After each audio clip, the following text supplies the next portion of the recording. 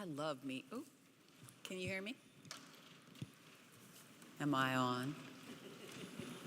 I love me some, ooh, I'm really on. I love me some Interfaith Choir. And I love it when the mic is on. Good morning, everyone. Welcome.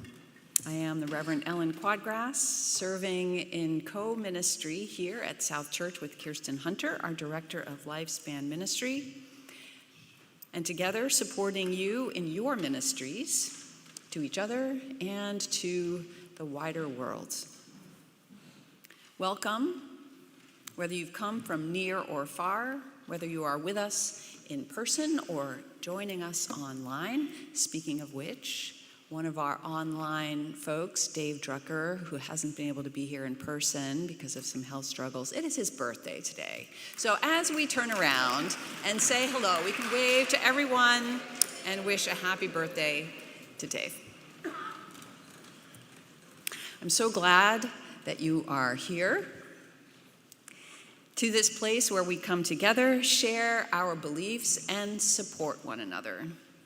To this place where we connect and learn and grow, where there is comfort for our burdens and inspiration for our challenges. Here we unite in common purpose and support one another on our individual paths.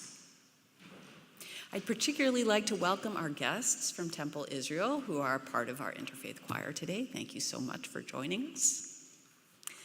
And I want to welcome us all to this time and to this sanctuary and recognize that it is built on land that was originally cared for by the Abenaki and Pennacook nations, who are still here, who did not cede this land, and who still fight for full acknowledgement. We pay respects to their care, their history, and their ongoing presence. We say this week to week because recognizing their legacy is where understanding begins and sets the stage for transformation. As Unitarian Universalists, let's keep asking what justice means in the present and how we can nurture it here and beyond these walls. Our theme this month is mystery, and our topic today is on Hanukkah, a minor holiday in the Jewish calendar that nevertheless feels particularly significant in these complicated times. What is the mystery at the center of this miracle of light? The mystery that we can find in the darkness. What does that mystery have to teach us about how to be in our world, in our lives, in these times? Please note that I will be talking about the situation in Israel, Gaza. And while the theme is kindling light in the dark, this topic is, of course, not lighthearted. And while my intent is to offer framing, care, and hope, I know that this topic can feel heavy for people. Please know if this is not the topic for you today, you have my blessing to slip out during the opening hymn or any time, of course. I honor and respect your need to take care of yourself. I invite you to take a look at the order of service, which lists all the wonderful people involved in making our service happen today, including Bret Newbury, our worship associate, one of 8 who are up here with us every week. And it also lists those who are behind the scenes who make worship possible week after week. Please note all children and youth are invited to go downstairs after the time for all ages for religious education classes. If there are any kids who are new to South Church, I invite the parents to walk down with them, sign them in, and help them settle. And everyone is welcome to join us downstairs for fellowship, where coffee, treats, and conversation await. For those who would like, there are large print hymnals available at the back, and we have assisted listening devices. If yours is not functioning correctly, please ask an usher for help. Please silence your cell phone if you have one. And it is now time for some announcements. Good morning, everybody. So aside from coffee and conversation and fellowship downstairs, there is a lot of things happening downstairs after church today.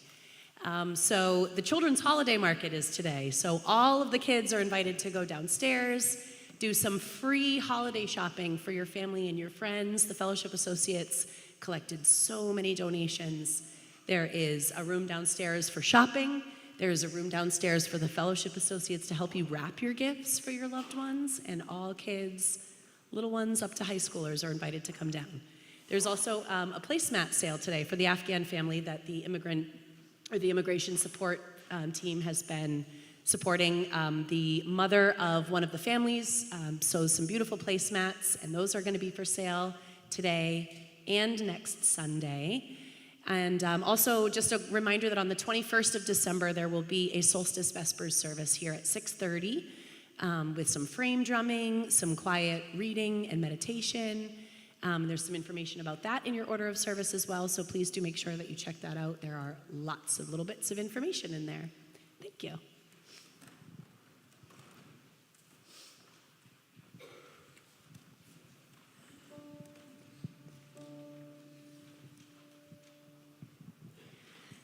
Gathered here in the mystery of the hour, gathered here in one strong body, gathered here in the struggle and the power, Spirit, draw near.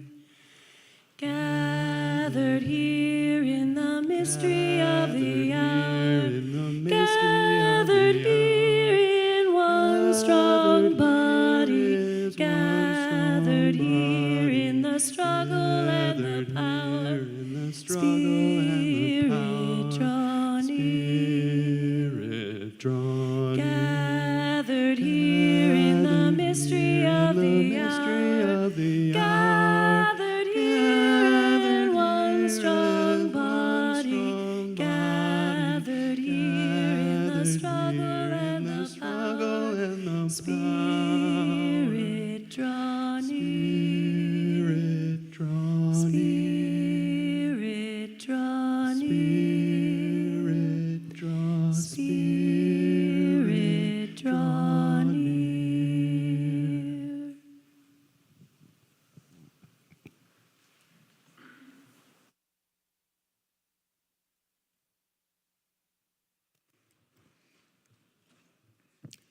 Good morning. As we light our chalice here, we invite people watching at home to light a candle or chalice of their own. May we be reminded here of our highest aspirations and inspired to bring our gifts of love and service to the altar of humanity. May we know once again that we are not isolated beings, but connected in mystery and miracle to the universe, to this community, and to each other. It is the second week of Advent, so we light the first and second Advent candles with these words from Reverend Teresa Ninan Soto. Light now the Advent candle one, the work of waiting has begun. A single flame now shining bright beams hope through the long stretch of night. We light for this week candle two, since love is bringing something new. Liberation on its way, for which we work and also pray.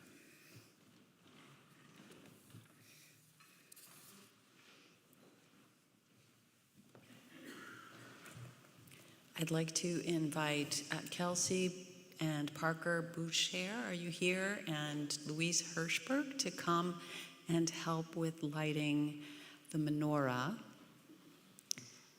Thank you so much. So it is not usual to light a menorah during the day, and I communicated with Rabakaya from the temple about what is a respectful way to honor Hanukkah in a UU congregation during the day. So what she said was, for teaching purposes, we can light the candles, but we cannot say the prayers. So she suggested reading a poem about light instead. So as Kelsey, Parker, and Louise light the chalice, light the menorah, I will read the poem. And yeah, you can, yeah.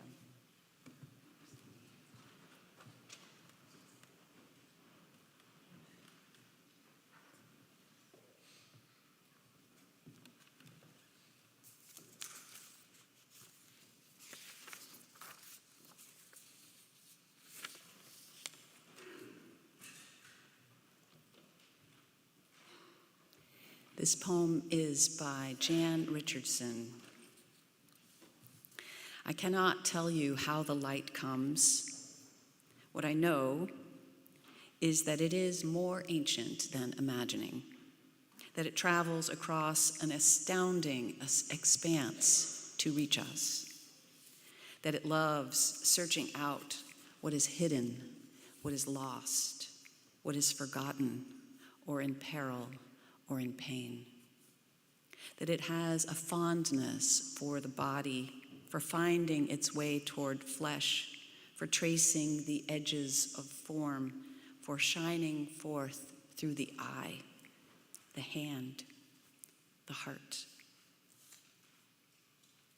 I cannot tell you how the light comes, but that it does, that it will, that it works its way into the deepest dark that enfolds you, though it may seem long ages in coming or arrive in a shape that you did not foresee.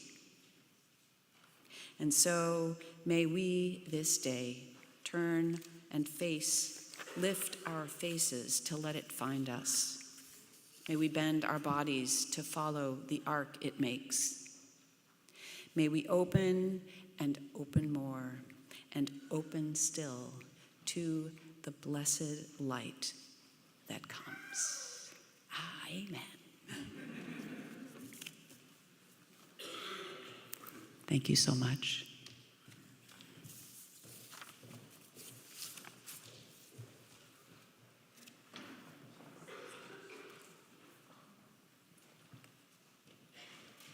Now please stand if you are able and join me in reciting the mission statement printed in your order of service.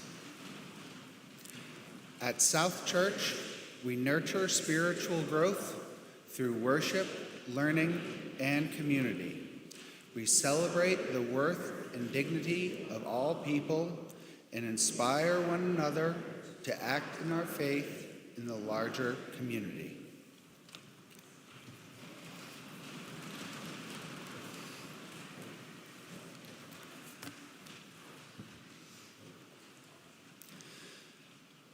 Hanukkah is the celebration of a miracle, no doubt. What inspires me from the events of Hanukkah is the hope they represent. You see, if the Maccabees had not had hope and had not attempted to bring the light, despite knowing that there was not enough oil, the miracle of the oil lasting 8 nights would never have been realized. When I think of how hope has been important to me in my life, the decision of leaving my initial university stands out as a time when hope was integral. I did not have a good experience at my first school. I was in a bad mental space and in need of drastic change. I walked away after 4 semesters. I had expected to study engineering since I was young.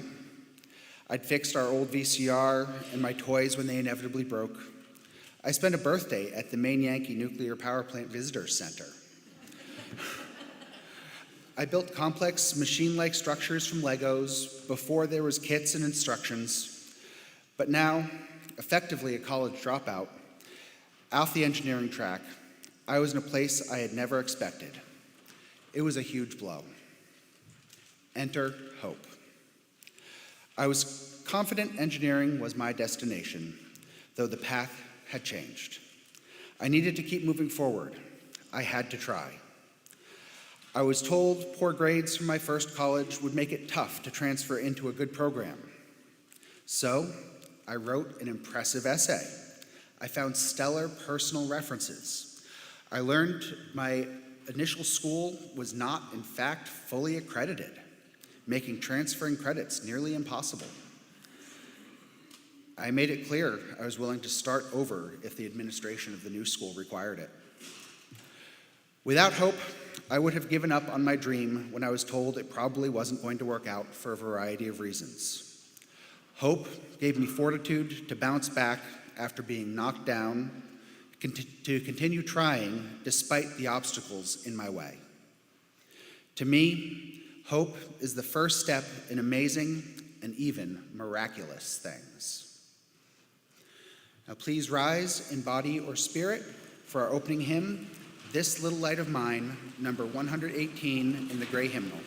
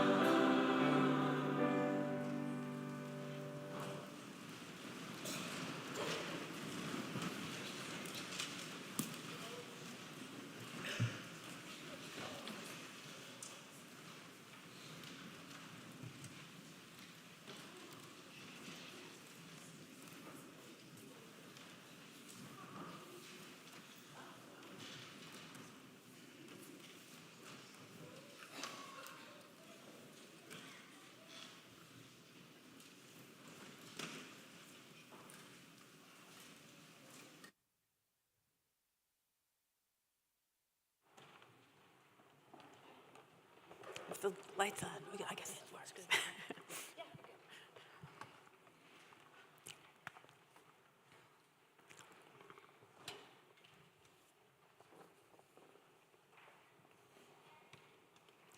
Good morning.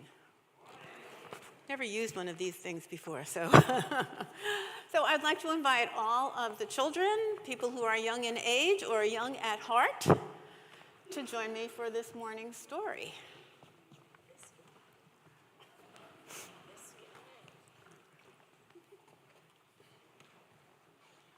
And I hope that everybody will be able to see the pictures there as well.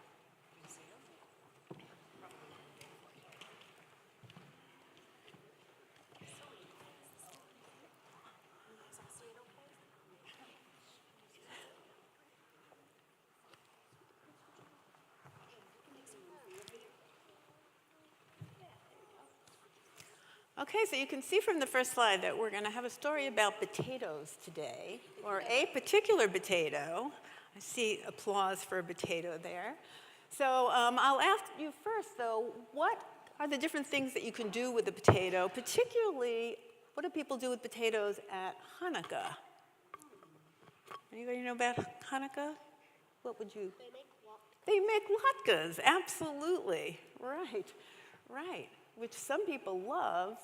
I'm Jewish, but I don't like latkes. That's sort of a secret among all of us here now.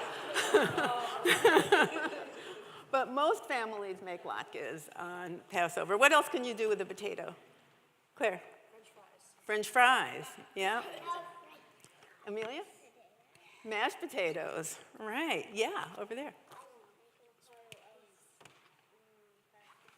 Mashed potatoes, right. What else, other besides food? Are there things you can do with potatoes besides food, besides eating them? You could plant them, absolutely. That's how you get more potatoes. We'll take one more. Yeah. You can make stamps out of them. That's great. That's right. So there's lots of things that you can do with potatoes if you just think outside the box of cooking the potato and eating it. So this is going to be about another use for a potato. Okay.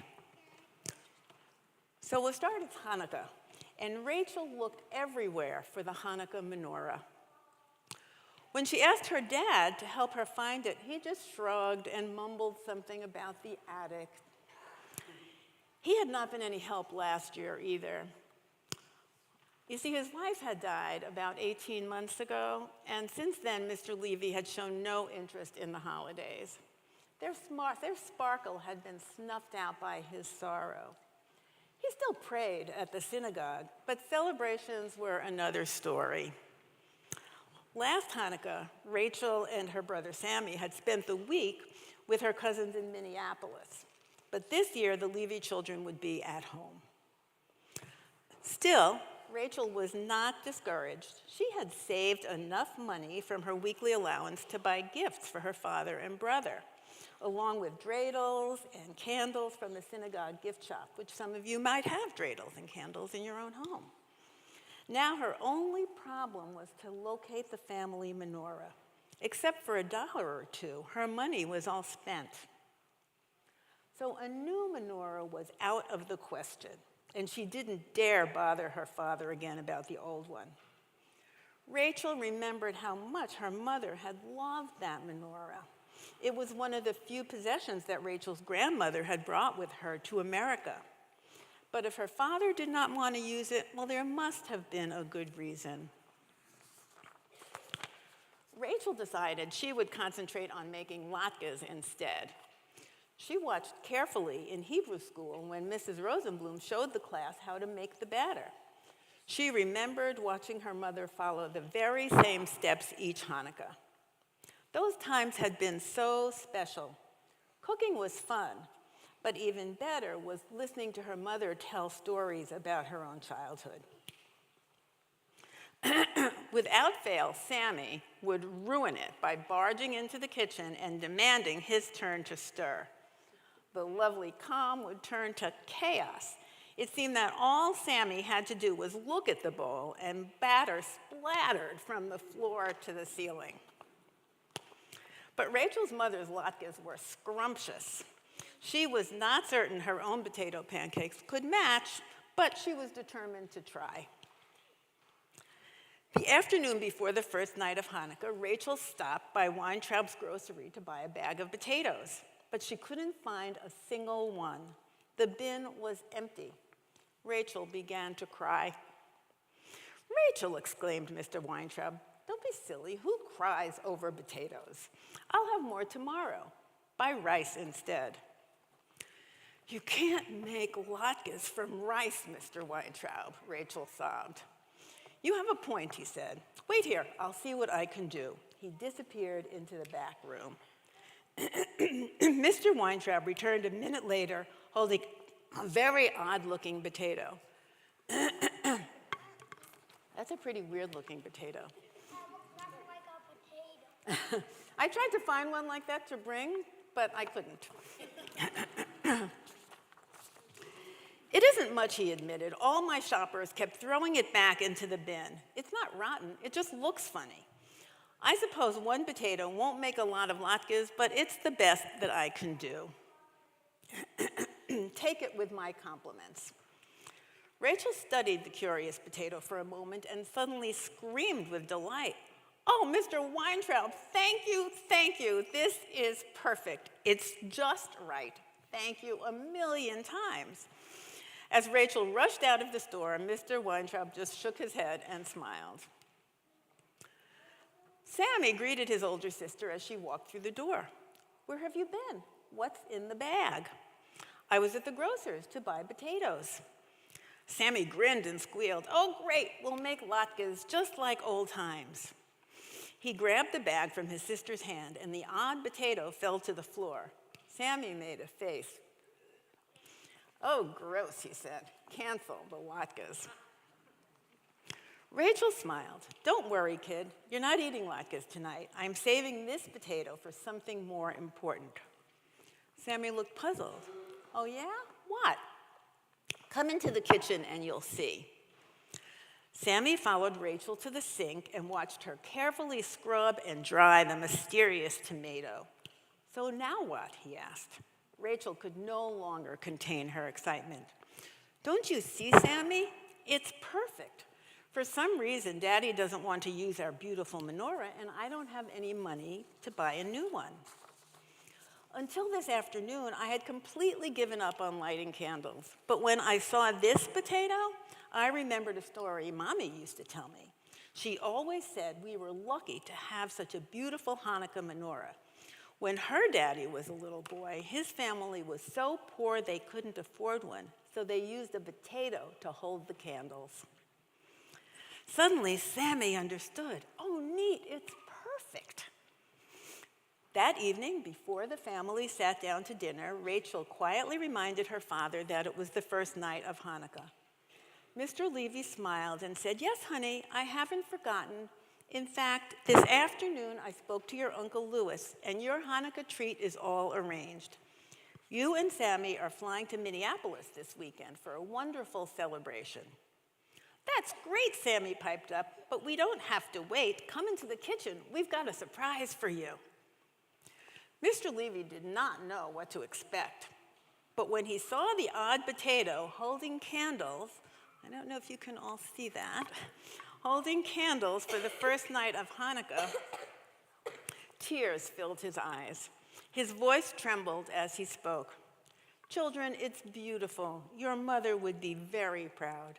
Let us light the candles." Together, they chanted the blessings as Rachel lit the candles. After dinner, they played with the dreidels Rachel had bought and congratulated her on the presents she had chosen.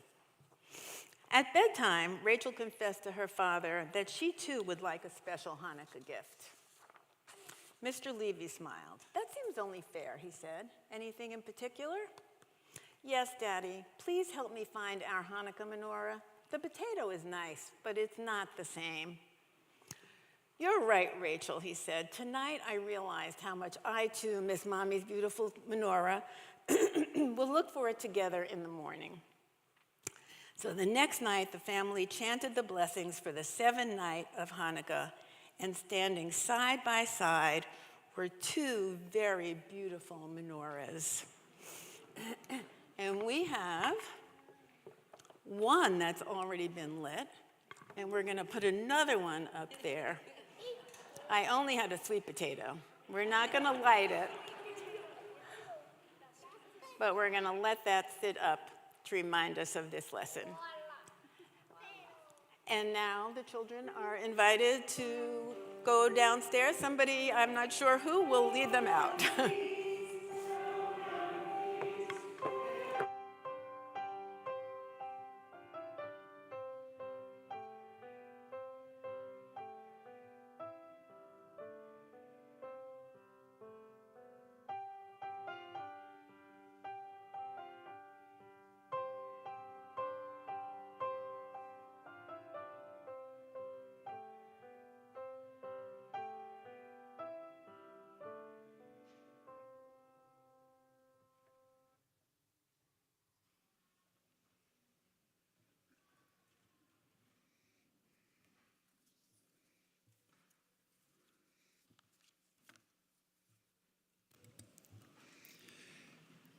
It is now time for the offering, time for us to help support all the good work and programs of South Church.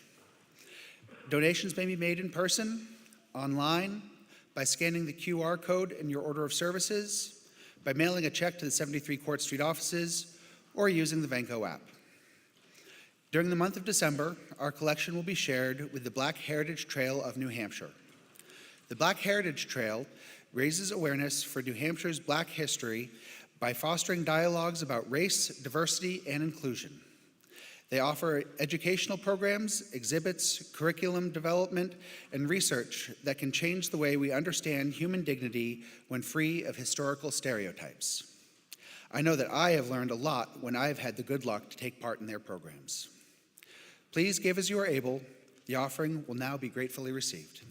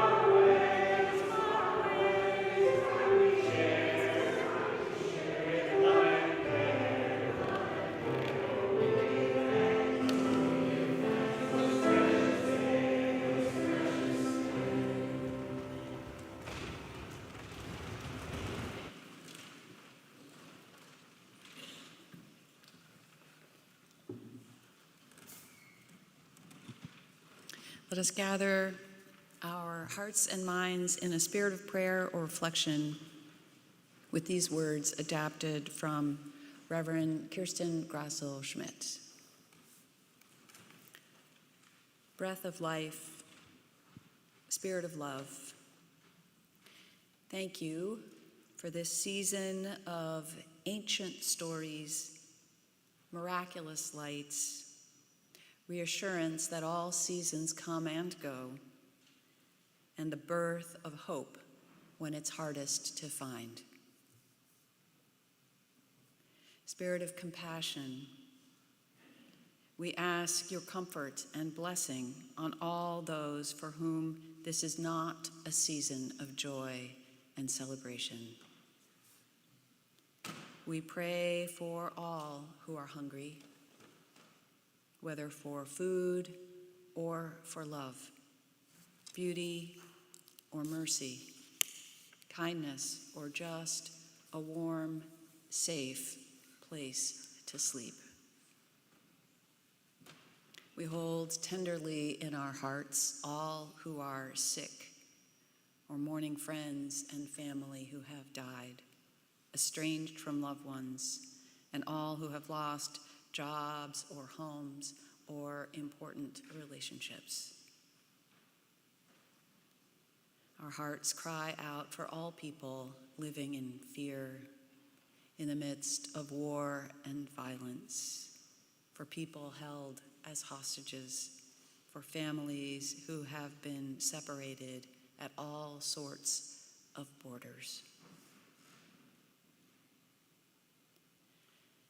When we find ourselves worried if things will be okay, if we will be okay, may all the things that have helped us hold on to hope inspire us to lift up our voices, to be not afraid, to be guided by faith, to do even hard things with great love. When we are uncertain, remind us of the kind and brave and faithful people who have cared for us, whether halfway around the world or sitting now beside us, or who abide with us now only in heart and spirit, yet who nevertheless make real for us the love beyond belief that will never let us go. Amen.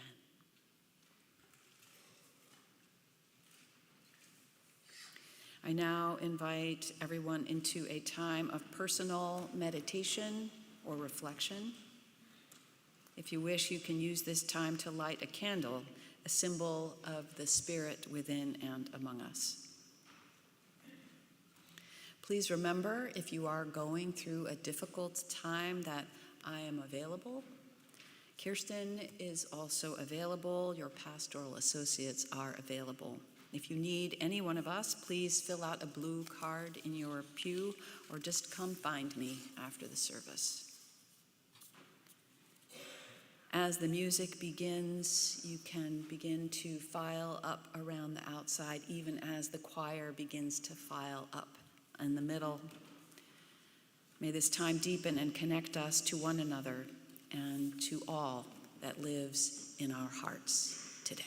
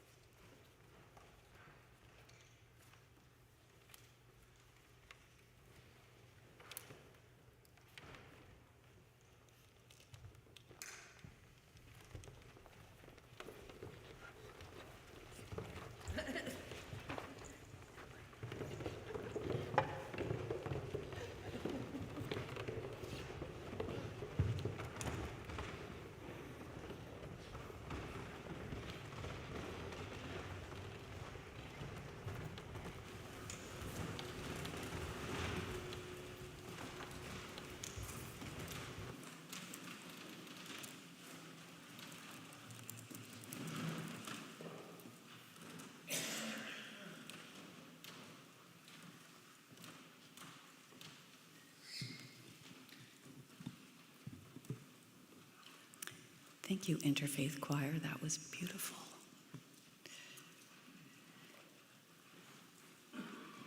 And thank you, Myra, for that Time for All Ages. I love that, too.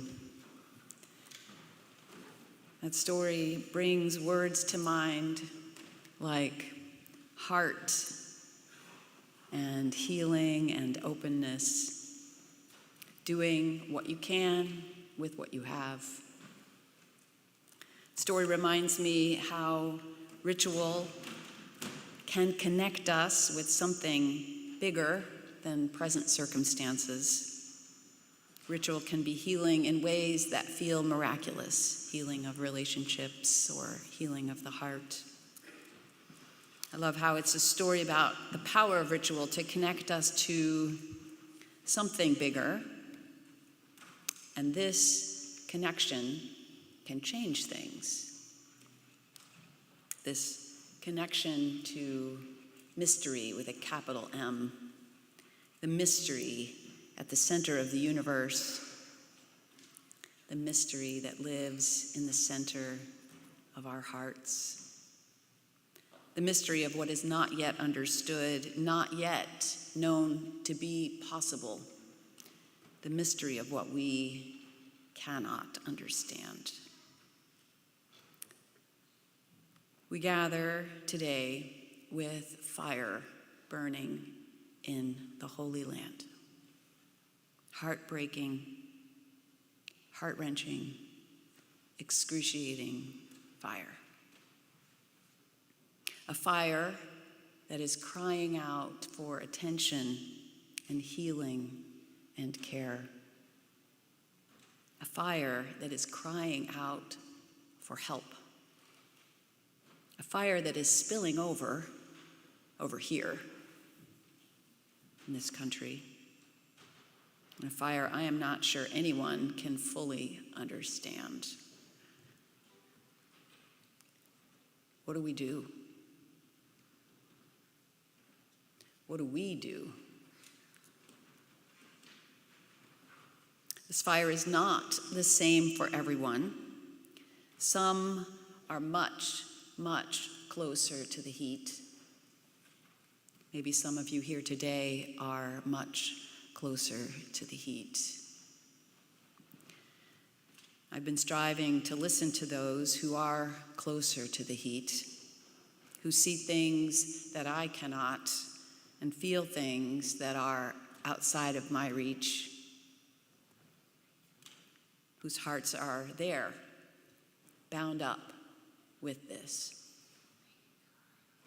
I've been listening to a Jewish friend who is urging me to speak up and do something, say something, help make this stop. To another Jewish friend whose daughter is living in Jerusalem right now. My friend bought a plane ticket for her to come home, but her daughter refused. I am needed here, she told her distraught mom as the ticket expired unused. I don't have any Palestinian or Arab friends to listen to. This is part of my problem. But another Jewish friend said to me, "This is really complicated, Ellen. You may just not want to talk about it." She may have been right. That's what I was thinking last night when I threw away most of the sermon I had been working on for almost a month. It just didn't work. This sermon was freshly born this morning, note the computer. It may not be as logically tight as I prefer, but it is full of care and heart. And while my intent is to offer perspective, care, and hope, intent and impact are not the same. This is a complicated topic. It is easy to misstep. So I offer these thoughts with humility and the open invitation to please come and talk to me if I say anything that lands with you the wrong way. It's hard. I am a white, Gentile woman living far away from the center of this thing. But also, it is not that far away. It is here, it's ours, it's mine, it's yours. It's hard. People have different opinions about what's happening there and about what we should do here. What do we do? I was talking with a Jewish friend of mine, the same one who said I did need to talk about this. Soon after October 7th, she asked me, "Ellen, which side are you on?" I said, "I'm not taking sides." I read her the beautiful prayer I shared with all of you on October 15th, the one that begins, "I side with the people." "No," she said, "you need to pick a side. People are dying." She told me she had not heard from her Palestinian friend in over 24 hours. There was fear and tension in her voice. But later that day, I listened to a sermon by my colleague, Carl Gregg, on the situation over there. In it, he shared this poem. It's called Decisions by Boris Novak. Between two words, choose the quieter one. Between word and silence, choose listening. Between two books, choose the dustier one. Between earth and sky, choose a bird. Between two animals, choose the one that needs you more. Between two children, choose both. Between the lesser and the bigger evil, choose neither. Between hope and despair, choose hope. It will be harder to bear.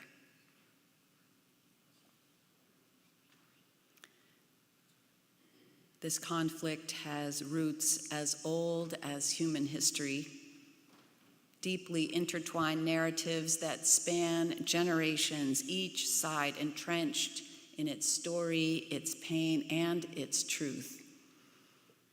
It's a conflict that defies easy solutions, where every step toward peace feels like traversing a minefield. And yet, amid the complexity and the anguish, there is a call, a plea for understanding, for action.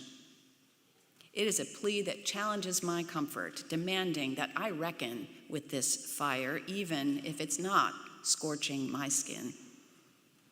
Demanding maybe not that I take sides, but that I listen to both, that I choose both somehow, even if I don't know exactly how to do that. Maybe it means I need to pick a position rather than a side. I echo what Reverend Deborah Hafner wrote in a sermon on this topic recently. I condemn Hamas, she said. I believe the right-wing government of Israeli Prime Minister Benjamin Netanyahu is corrupt and has to go. Gaza needs humanitarian aid now. Israeli hostages need to be returned. There must be a ceasefire. Israelis and Palestinians deserve to live in peace, and both deserve a homeland where they can flourish. There is only one side ever, Hafner concludes, and that is humanity. I like the way she put that. But the words and the energy of my Jewish friend stay with me. her agitation, her obvious upset. I called her up again a few days later. "Can you explain to me," I said, "about where you stand? Please help me understand the slogans in particular," I said, "and that word that you used. What does that mean? Aren't these words and slogans fueling animosity?" Her answers were more impassioned than complete. She had just come back from a pro-Palestinian rally. The Al-Ali hospital had just been in the news. Her main point was this: you cannot just stand by. In a workshop I attended about this conflict a few weeks ago, a woman spoke who is an activist, an organizer. It is her job to rally people, move them to take action, spark their fire to make a difference. While she also did not want to take a side, she said, it's very difficult not to when you want to rally people. The way movements work, she said, they're typically organized around anger against someone, some enemy, some bad guy, some villain to defeat. That's how you get people going. And she left the question hanging in the air: how do you motivate people to act for change if you don't want to paint someone as the enemy? I do not want to fuel animosity. I do want to stop people harming people, and I want to do that by creating minimal harm in the process. I've been thinking about the layers of our human makeup. Now stay with me. In particular, our most ancient human hardware, the brain stem, the amygdala, the deepest, oldest parts of our nervous system that carry with them our tribalistic nature, our us and them thinking, xenophobia and reactivity. When triggered, it does get us going. It kicks in when there's an enemy, a villain, a bad guy to overcome. But that same part of our brain also makes our thinking narrow, our positions stiff, our thinking simplified, our flexibility diminished. We go into what author Peter Steinke calls imaginative gridlock. And that kind of nervous system activation is contagious. It moves in groups, it catches fire. When life is raw and humans are under stress, when we feel cornered and alone, we are most vulnerable to it. Over the long and terrible course of human history, how many wars became inevitable because people were locked in threatened primal stories they could not climb their way out of, when violence was the only path they could see. And yet this same primal core also harbors our life force, our deepest values, the ties we hold most dear, our most unshakable commitments. Religions reflect it all, humanity's best and humanity's worst, our terrors, divisions, and vengeances, as well as our highest aspirations, values, and hopes. Religions have been used to foster hate or inspire sublime action. It's how we practice that makes all the difference. In researching for this sermon, I was reminded that there are two parts to the Hanukkah story. To vastly oversimplify, please forgive me, friends from our temple. There was a military victory in the 2nd century BCE in which a band called the Maccabees won a victory over the occupying Greek army. The Greeks had attempted to force assimilation, and the Jewish Maccabees defeated them. But when the rabbis, generations later, went to formalize the Hanukkah holiday, that military piece was not the part they prioritized. It was that little cruse of oil, enough for just one day, that lit their reclaimed temple for 8 full days. A miracle. That was the story they canonized. Why? Why did these rabbis shift to that focus? How did the Maccabees lose the top spot? Jewish theologian Michelle Alperin suggests there are many possible reasons, but my takeaway from her writing is that rabbis wanted future generations to look for miracles rather than looking to militarism. They wanted them to look to God's miraculous power and strength rather than to their own. These rabbis ultimately shaped the holiday in a way that emphasizes ritual and miracles and light and family and warmth and connection. And I wonder, did they do that because somewhere they knew that what people need most in order to think better and do better is to connect with one another? That is one way to move from the reactive part of ourselves back to whole. I don't know, but I like to think that. I like to think they understood something about the power of ritual to connect, remind us we're not alone, open us up, and connect us with our best selves. When life is raw and humans are under stress, when people feel cornered and abandoned, it gets hard to think flexibly. What those people need from me is not my thinking. What they need is my presence. They don't want my position paper. What they want is my warmth. They need to know that I get it, not with my head, but with the rest of me.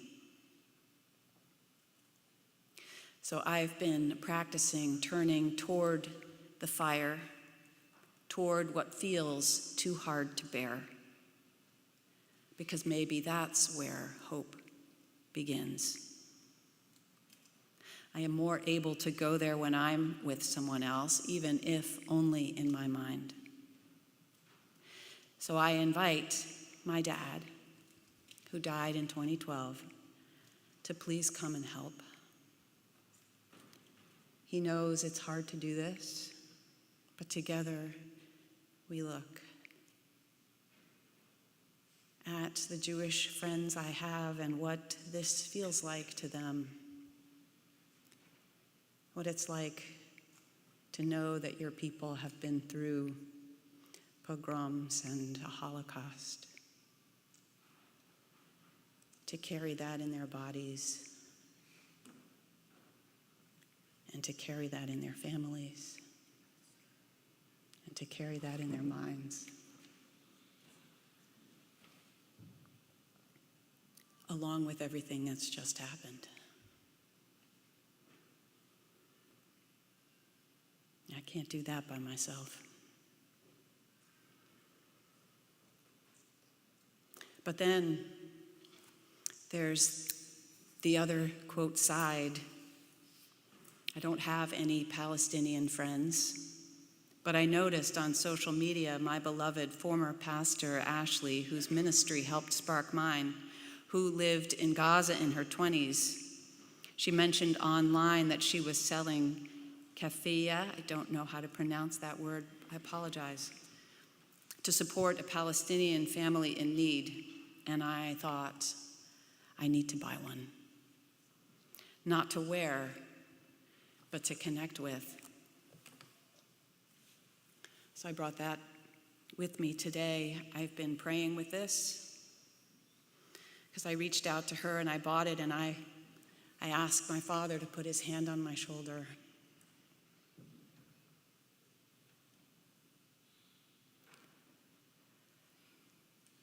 And try to bring my heart to what's happening in Gaza right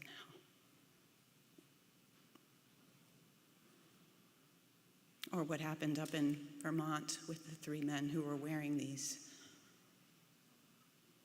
speaking Arabic, who were shot. And I wonder what it's like to wear a Jewish star or to wear this beautiful piece of cloth right now. Something like that.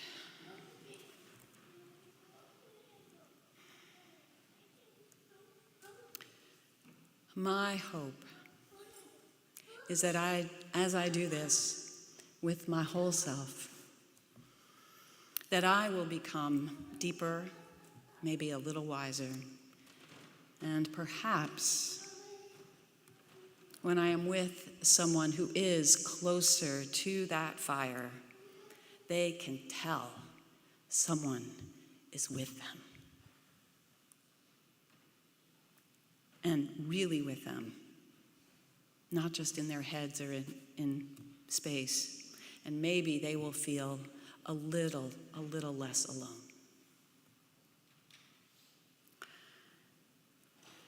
I want to end with a story I've been walking with for weeks since I first heard it. It's from a colleague who knew the niece of the man who went through this experience. To me, it speaks of courage, connection, of healing, of derailing harm in the least harmful way, and finding the magic and power of ritual to connect and strengthen the soul in the darkest of times. After the Warsaw Ghetto was liquidated, I and a few other people who had escaped went to a big, dense forest in eastern Poland to look for Jewish partisans. We tried to sabotage the rails that were taking food and ammunition to the Eastern Front, and night after night, freight trains passed. If we could take apart the rails or take apart the screws, there would be an accident and the munitions or food wouldn't be delivered. I apologize, I didn't say this is from World War II. We did manage to derail several trains, and one of them blew up because it was loaded with ammunition. After that, the Germans were really mad and felt the need to get rid of us. We were like a little bug in the eye of the elephant driving the Germans crazy. They couldn't find us easily. It was a big forest. They brought down an entire division of soldiers to comb the forest to get us. It was winter then, and the Germans could track us through our footsteps in the snow. We were a small group, and we realized that if we stayed together and they caught one of us, they would catch us all. It was a dangerous situation, and for the first time, I was scared. We decided to separate. We divided whatever food we had among us and the ammunition as well. We reminded ourselves to keep a bullet for ourselves. And then we divided the matches. This was a big thing, although it sounds funny, but a match was a treasure. We could always go in the field and dig out potatoes or even steal some, but the matches were our only means of cooking food. So we divided our small supply of matches, and I got 6 of them. Then we separated. It was a very dark night. The darkness was the kind where you felt you could touch it. You could close your fist and the darkness would remain inside it. If I tried to move, he writes, I fell over stones or bushes, or I bumped into a tree. I walked a little and then I sat down to rest. I was alone. I couldn't leave the forest because I knew it was surrounded by soldiers, not to mention the soldiers who were inside looking for us. I was alone, and it felt like I was drowning in darkness. I was starting to feel sorry for myself, he writes, and that is a dangerous thing because it takes away your energy.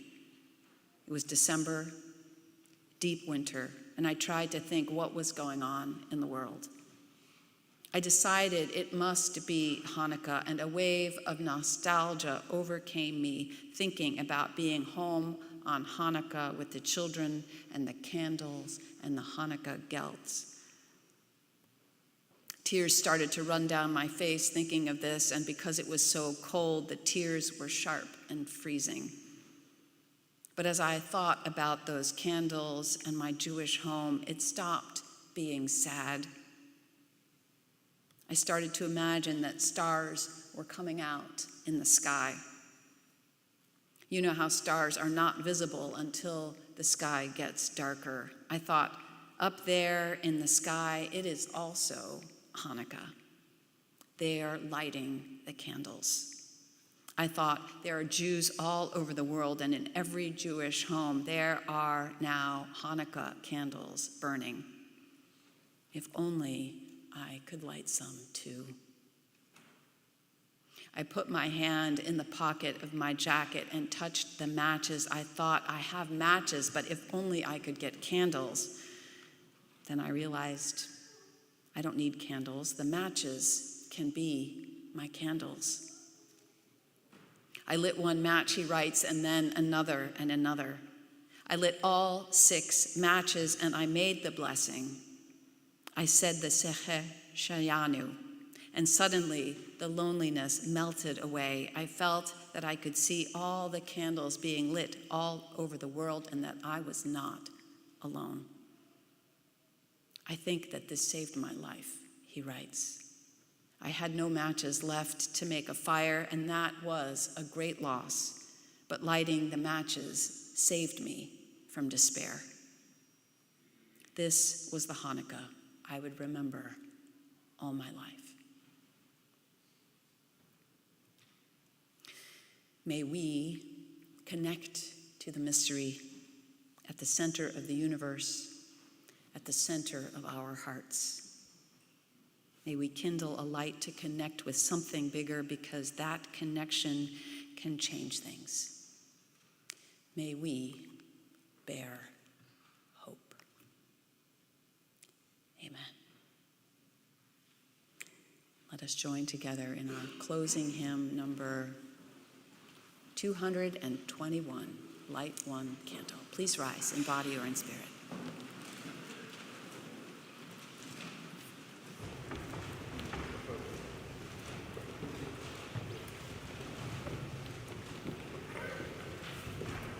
If you're following along in the hymnal, I just want to point out 2 small differences in how our arrangement is from how it's printed in the hymnal. After every chorus, there will be a short vamp to allow you to turn the page back to sing verse 2 and then 3. The very last time, we will sing 2 choruses, and after that, the choir has one last part of the song. If you're familiar with the Peter, Paul, and Mary version, it's exactly like that. We did not want to leave you with tears as the last word. We were going to focus on light. If you don't know it, you can just listen to the choir.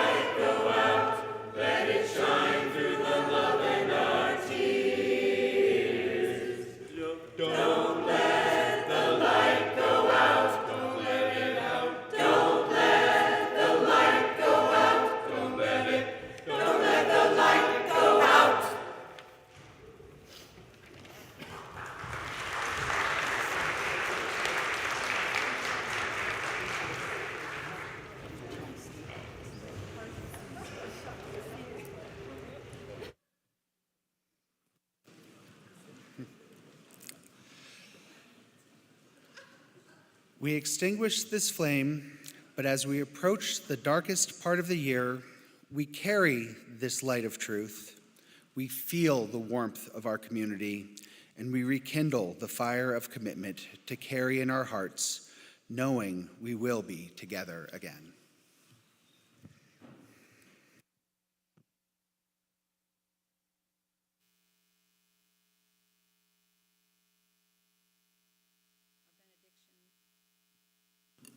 Our benediction is from a poem by Jewish poet Aurora Levins Morales. It's based on the biblical story of the crossing of the Red Sea. This time, we're tied at the ankles. We cannot cross until we carry each other. All of us, refugees, all of us, prophets. No more taking turns on history's wheel, trying to collect old debts no one can pay. The sea will not open that way. This time, that country is what we promise each other. Our rage pressed cheek to cheek until tears flood the space between, until there are no enemies left, because this time, no one will be left to drown. All of us must be chosen. This time, it's all of us, or none. Amen.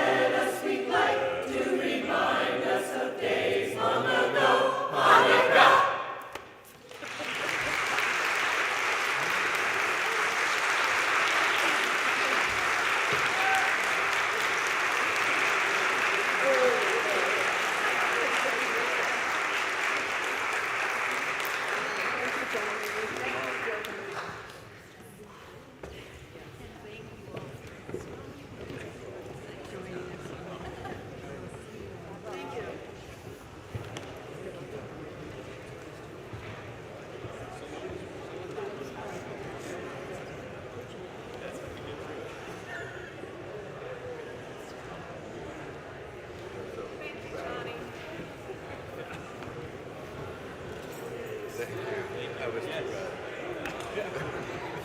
too